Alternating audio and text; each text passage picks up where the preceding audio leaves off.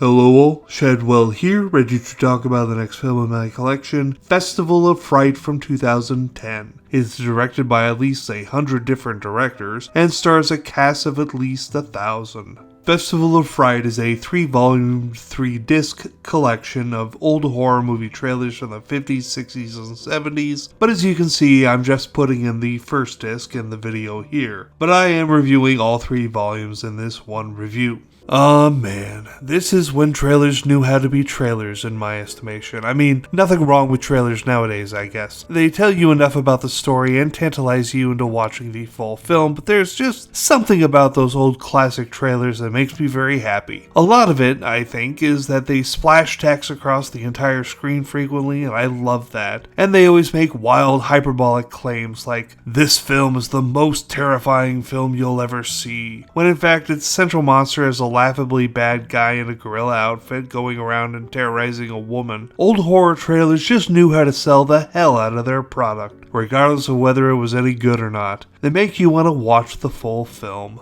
I am happy to say that there were at least half of these trailers, of which there were 100-ish, that I hadn't seen. Some I knew by reputation though, and that's good enough for me, quite frankly. I think this is my third and final trailer compilation film to go along with 42nd Street Forever and the extra weird sampler. It was a little over 3.5 hours of classic horror trailers, which at times got tedious, especially towards the end in the third volume when the films were more properties you've most likely heard of, like the Draculas, Frankensteins, and the Wolfman movies, and other films where you'll see the trailer and go, "Oh yeah, I've heard of that film."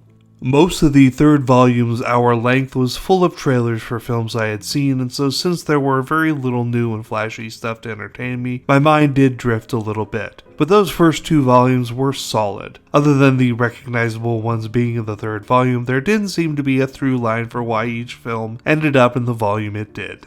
But even though it started feeling like 3.5 hours towards the end, it was still an entertaining time, and I'm glad I got to spend an evening watching splashy and boastful trailers. So I'm going to give the 3 volumes of Festival of Fright a B+, and move on tomorrow to a film I've been really looking forward to, Fierce Creatures. Joy. See y'all then.